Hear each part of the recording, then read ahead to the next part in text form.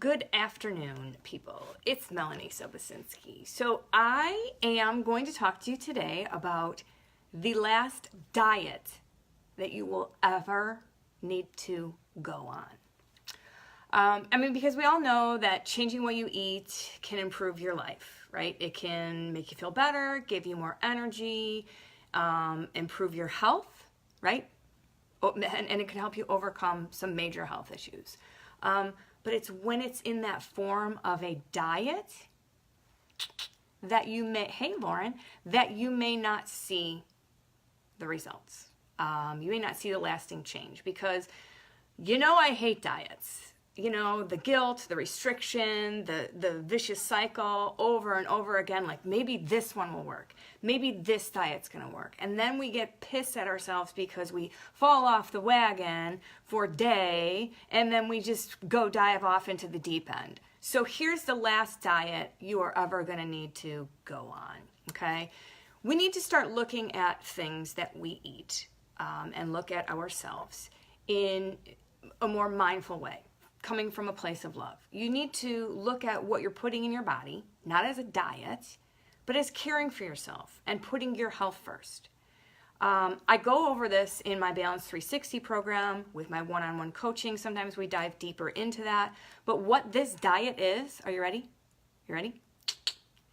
It's the self-love diet. This is a diet of self-love where you're understanding that it's not about restriction. It's not about a vicious cycle of feeling guilty, starving yourself, falling off, depriving yourself, blah, blah, blah, blah, blah, blah, blah.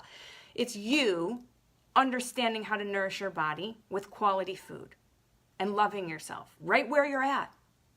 Not looking for a weight loss, not looking for a specific size clothing.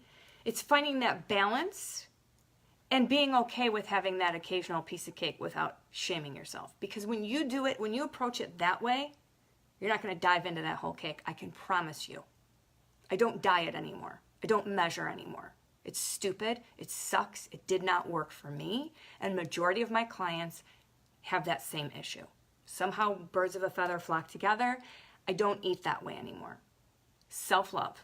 Because I hated myself every time I ate something that wasn't on my diet. Or I hated myself every time I stepped on that scale and didn't lose the effing weight I thought I should have been losing. And I beat myself up way too much every damn time I went on a damn diet. So you don't need a diet. It's not you that's failing.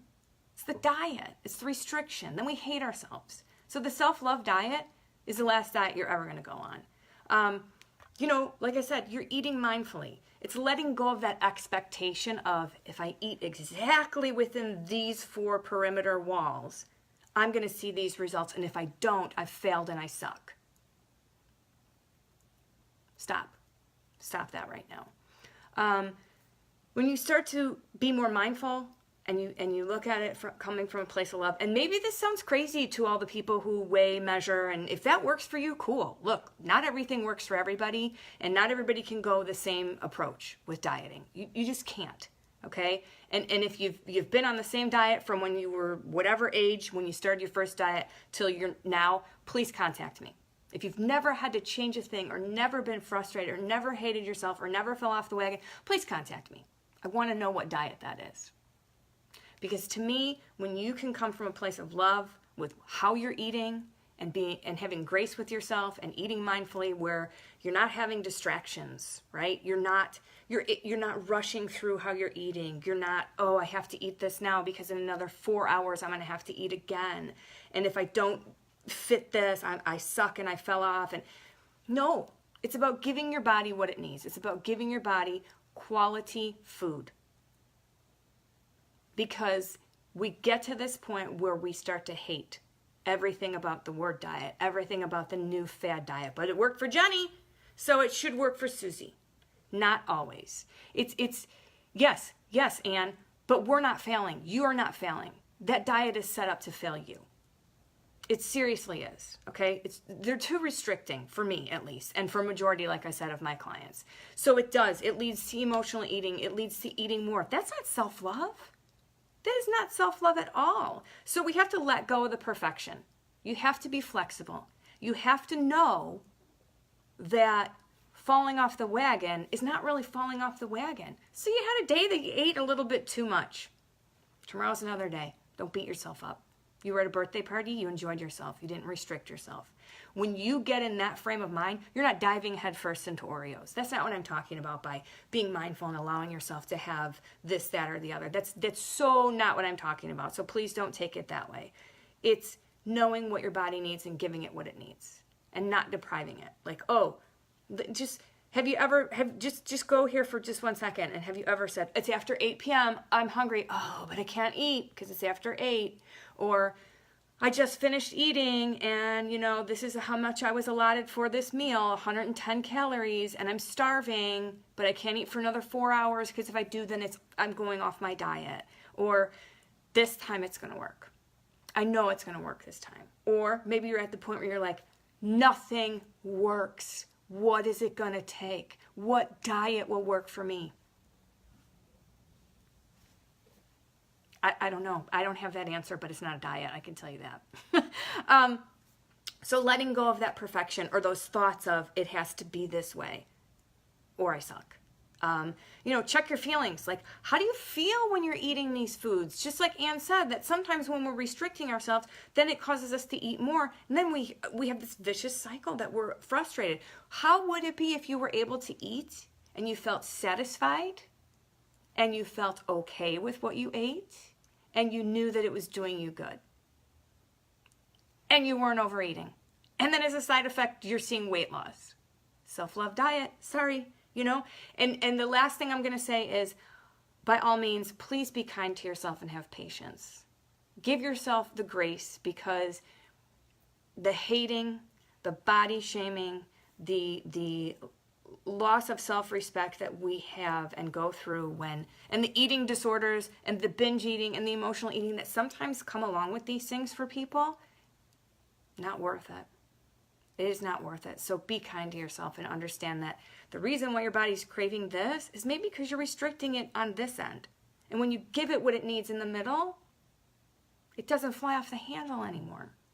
It's learning to understand you and how your body works and what it is, instead of listening to those voices in the head of, oh my gosh, I can't eat this, or I'm going to have to go to the gym and work out for an extra hour. None of that is serving you at all. And if it is, I mean, cool. Like I said, everybody's different and not all the same thing works for everybody. But I can tell you what, the word diet is the biggest suck-ass word in the world. It is the biggest money-making thing in the world, because you're spending all this money on these diets because it worked for Jenny, or it worked for Susie, or it worked for Bobby Joe, or whoever it worked for, and you're frustrated because it's not working for you. And then you hate yourself, and then you hate what you see in the mirror, and then you're frustrated, and then you get upset and you drink a bottle of wine and eat a pint of ice cream, or you mix it together and make a shake, and then you feel like crap.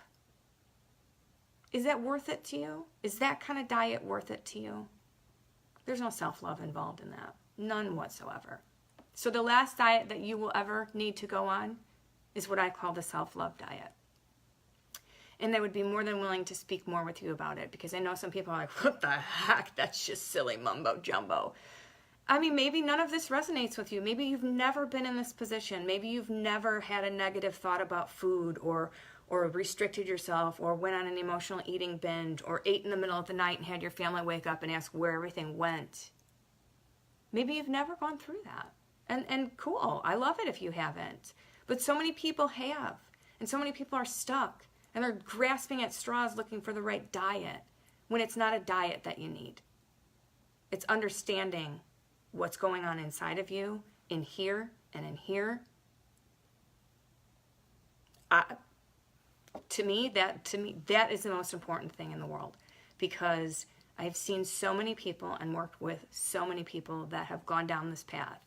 And not to single out or stereotype or anything, but a lot of it is the people who weigh, measure, and get crazy and meal plan. And like I said, if it works for you, I'm grateful that it works for you. But 90% of the people I work with, that's not what worked for them, and it just sent them into just a negative spiral. Even depression comes out of these type of things. Negative thoughts of food, and tons of weight gain that just doesn't help you. So it's not serving you. So yes, the last diet you'll ever need to go on is a self-love diet, when you're becoming more mindful of what your body actually needs, of putting your health first, of understanding your thoughts and feelings towards food, of understanding what it does to your body individually, because it does different things, and realizing that it's not about a number on a scale. It's not about the size clothes you wear. It's not about getting 1,200 calories a day. I don't know where that came from anyway. It's about feeling better. It's about improving your energy and overcoming some health issues that you may or may not have, whether they're physically or emotionally problematic to you, or mentally, right? So that is all I have for you guys today. Remember, diets suck. That's it. And here's the thing, like, maybe they work for you. So let me not stereotype, no, let me not generalize, but what works for you may not work for others, and what works for others may not work for you. And when you understand that, you will have the balance. You will let go of the expectations. You will feel better, and you probably will lose weight, because the stress of it sometimes causes us to gain weight, to go off in the wrong direction, to not think about our health, to not, it's just the diet mentality that everybody has, because I fall into it and back into it every now and again, is just not, it's not healthy. It's not healthy at all, the way we think on this end, and then what it is if we're like, we're going to come from a place of love. We're going to understand. And I know maybe you're like, oh yeah, whatever, that's not going to work. The real way is this. Maybe the real way for you is not the real way for someone else. So you can't say, yeah, this is the only way that works. It's calories in, calories out. If that were the case, and I know this is probably going to open a whole can of worms, then why are we all not the weight we want to be? Because some of us can't handle the restrictions. Some of us go OCD when we have to count things. And some of us go crazy when we're like, that won't fit our macros. Or it will, but I won't be able to eat anything else, and I know I'll be hungry because it's empty calories. So it's understanding what works for you, and coming from a place of love, and being kind to yourself, and having the patience. That is all I have for you guys today. Have a great day, and we will chat later.